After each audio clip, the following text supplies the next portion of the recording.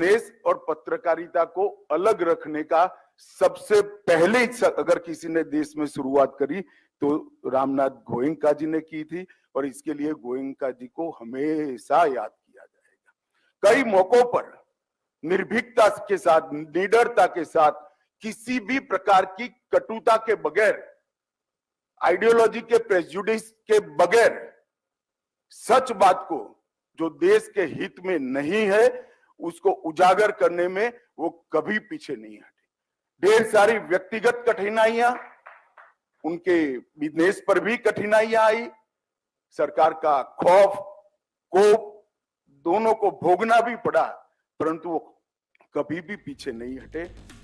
गृह मंत्री अमित शाह जब दिल की गहराइयों से द इंडियन एक्सप्रेस के संस्थापक श्री रामनाथ गोयनका जी को उनकी निर्भीक पत्रकारिता के लिए नमन कर रहे थे, तो उनकी वाणी में देश के 135 करोड़ नागरिकों के दिलों से निकला जज्बा भी शामिल था। जज्बा जो लोकतंत्र के चौथे खंभे को मजबूती देने में श्री रामनाथ गोयनका और इंडियन एक्सप्रेस समूह के योगदान का शुक्रिया अदा कर रहा है। मगर करोड़ों देशवासियों की तरफ से सम्मान का ये जज्बा यूं ही नहीं मिल जाता। इसके लिए चुनौतियों की भट्टी में तपना पड़ता है, नैतिक मूल्यों के कांटों भरे राह पर चलना पड़ता है। यूं तो रामनाथ गोयनका की जिंदगी में ऐसी चुनौतियों से जूझने के दर्जनों किस्से मौजूद हैं, मगर आज हम जिस दास्तान को अतीत के पन्नों से निकालने जा रहे हैं वो बात है 25 जून सन 1975 की। पत्रकारिता की राह में अंधेरा। तारीख थी 25 जून 1975। जगह दिल्ली का बहादुर शाह जफर मार्ग। यहां द इंडियन एक्सप्रेस समेत देश के तमाम बड़े अखबारों का दफ्तर हुआ करता था। रात का वक्त था और रोज की ही तरह समाचार पत्रों के न्यूज रूम में अगले दिन का एडिशन निकालने की तैयारी हो रही थी कि तभी बिजली गुल हो जाती है। चारों तरफ अंधेरा छा जाता है, प्रिंटिंग मशीनें ठप हो जाती हैं। रामनाथ गोयनका को समझते देर न लगी कि उसी दिन सुबह देश की प्रधानमंत्री इंदिरा गांधी ने जो ऐलान किया था उसी का अंजाम है अखबारों के दफ्तरों की बत्ती गुल होना। ऐलान आपातकाल का, आगाज आम आदमी की आवाज को दबाने का और अंजाम सत्ता पर पकड़ बनाने की तीव्र राजनीतिक महत्वाकांक्षा का। ऐलान आपातकाल। 25 जून 1975 की सुबह आकाशवाणी पर देश की तत्कालीन प्रधानमंत्री श्रीमती इंदिरा गांधी ने राष्ट्र के नाम संदेश दिया। अपने बेहद संक्षिप्त संदेश में श्रीमती इंदिरा गांधी ने कहा कि भाइयों और बहनों, राष्ट्रपति जी ने आपातकाल की घोषणा की है। इससे आतंकित होने का कोई कारण नहीं है, मगर हुकूमत की कथनी और करनी में फर्क अक्सर हो ही जाया करता है। आपातकाल की घोषणा के बाद प्रशासन और पुलिस द्वारा भारी उत्पीड़न की कहानियां सामने आईं। प्रेस पर भी सेंसरशिप लगा दी गई थी। हर अखबार में सेंसर अधिकारी बैठा दिया गया। उसकी अनुमति के बाद ही कोई समाचार छप सकता था। सरकार विरोधी समाचार छापने पर गिरफ्तारी हो सकती थी।